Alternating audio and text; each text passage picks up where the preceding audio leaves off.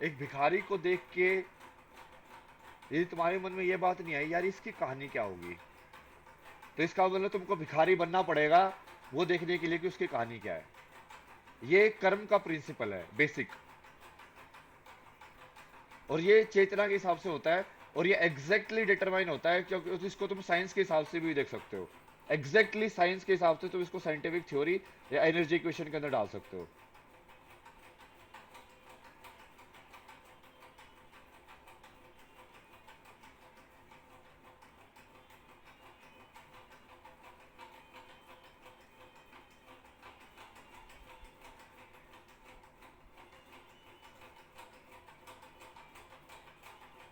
For any kind of bad karma, both men and women get some punishment.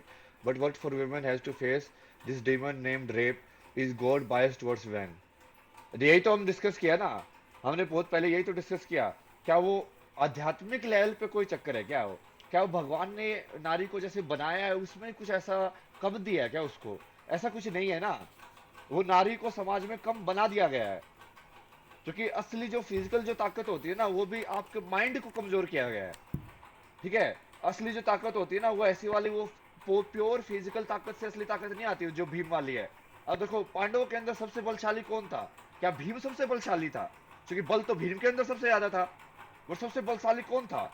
जो सबसे ज्यादा जो जिसको महारत जिसको हासिल थी, किसकी? तीर कमान की। अब तीर कमान की महारत तो लड़कियां भी हासिल कर सकती है, लड़के भी हासिल कर सकते हैं, क्योंकि उसमें बल का इतना यूज ही नहीं है। तो आप लोगों को ये सब बना दिया गया है।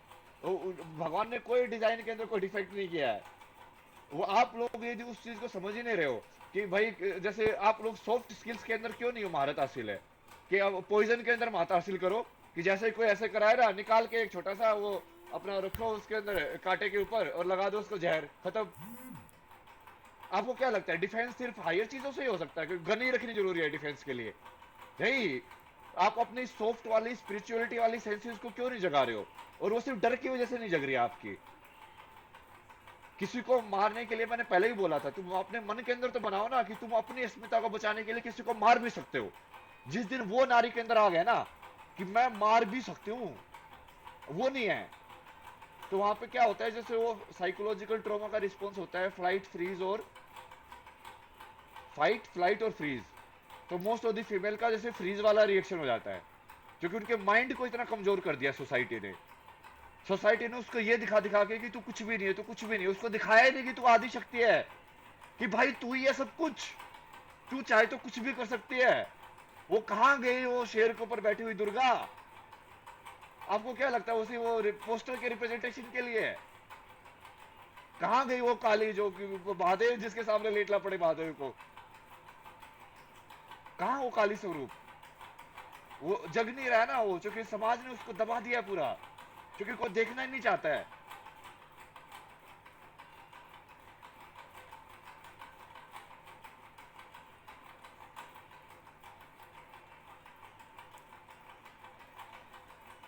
मेड द संस्कार द वे इट इज। भाई भगवान जी मेड द संस्कार द वे इट इज। भगवान जी ने, अब तो वही बता रहा हूँ ना, क्या इसमें बहुत बेसिक डिस्कशन है कि क्या सारी संस्कृत जो सृष्टि है वो भगवान के हिसाब से चल रही है, क्या ये सब प्री डिफाइंड है, कि क्या हम कर रहे हैं? क्योंकि वो उसमें ही है ना, वो कर्म का सिद्धांत काम ही नहीं करेगा यदि कर्म की अकाउंटेबिलिटी नहीं है। तो कि यदि तुम खुद कर ही नहीं रहे हो कर्म, तो फिर निष्काम कर्म करने की साधना कैसे करोगे? मतलब इसका मतलब तुम कर रहे हो ना कर्म। तो संस्कार भगवान ने दिए कि संस्कार तुमने लिए हैं, कि संस्कार हमारे समाज ने दिए हैं? अब ये नारी को ये संस्कार कि अब नारी का ये होना होता है या नारी ऐसी है, वो क्या हमारे समाज के बनाए हुए हैं कि भगवान के बनाए हुए हैं? कौन से भगवान ने कौन सी भगवान की स्टोरी के अंदर नारी को कम दिखाया गया है? ये दिखाओ। महादेव तो हमेशा से पार्वती माता के पैर में राधा कृष्ण तो हमेशा से राधा के पैर धोके उसको लाइक पानी को पीते थे चरणामृत वाल के। तो ये संस्कार तो तुम्हारे समाज के दिए हुए हैं ना। तुम भगवान को क्यों दोष दे रहे हो कि भगवान ने संस्कार बनाए हैं? ये संस्कार तो तुम्हारे समाज के दिए हुए हैं। उस समाज में कौन है? तुम वही मम्मी पापा, जिन मम्मी पापा को मैं जब बोलता हूँ ना कि ये भगवान नहीं है, कि वे तो हिरण्यकश्यप है, तो सारा समाज ऐसे उफर जाता है जैसे कि पता नहीं मैंने क्या बोल दिया हो। जैसे कोई नई बात बोल दी हो मैंने। जैसे समाज के अंदर ऐसे माँ बाप भी नहीं है जो अपने बच्चों का रेप करते हो, वो भी भगवान ही है ना मतलब। क्या पागल समाज है यार मतलब। इतनी ज्यादा एक डेफिनेशन उस टेम्पलेट के अंदर जी रहा है कि यदि एक चीज को भी ऐसे उखाड़ दिया ना, हिला दिया, तो सब लोग पागल हो जाते हैं। और ऐसी बिल्कुल सड़ी हुई व्यवस्था जिसका कोई पॉइंट ही नहीं है। माँ बाप भगवान होते हैं, वही माँ बाप यदि लड़के ने कोई गलत काम भी कर दिया ना, तो वो बेसिकली वो बच्चा भी माँ बाप को भगवान इसलिए बोलता है क्योंकि उसको ही पता है ये भगवान ही है मेरे लिए। मैं कुछ भी कर दूं, मैं किसी पे भी गाड़ी चढ़ा दूं, मैं किसी को भी छेड़ दूं, मैं कुछ भी कर दूं, ये तो मेरे को बचा ही लेगा। तो उसके लिए तो सही में भगवान ही हो जाते हैं भाई। क्योंकि उन लोगों के लिए ही वो सिद्ध हो रहा है ना वो चीज।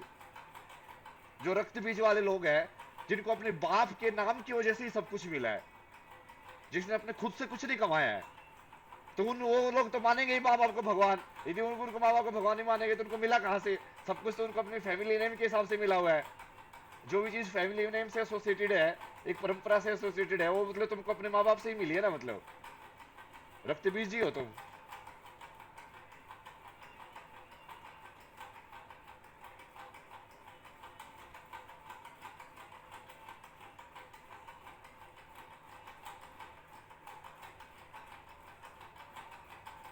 After Kolkata case, I can't even study 10 man. What if you 10 men attack you?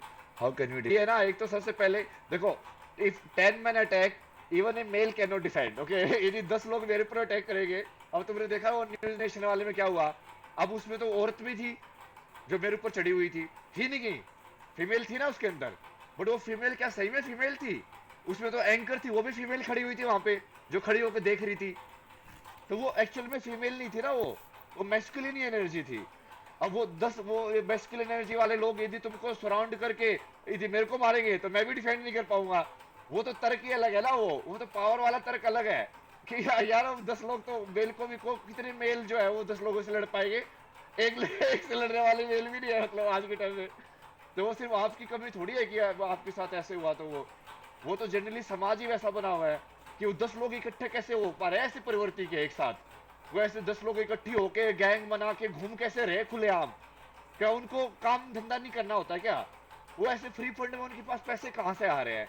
उनका टाइम, उनके पास ऐसे फ्री वाला टाइम ही कहां से आता है ये सब करने का? कौन उनको स्पॉन्सर कर रहा है? कोई तो स्पॉन्सर कर रहा होगा ना। एक मजदूर के पास तो खाने का टाइम ही नहीं होता, जब खाने को नहीं होगा तो वैसे ही वीकनेस होगी, वो घंटा रेप करेगा।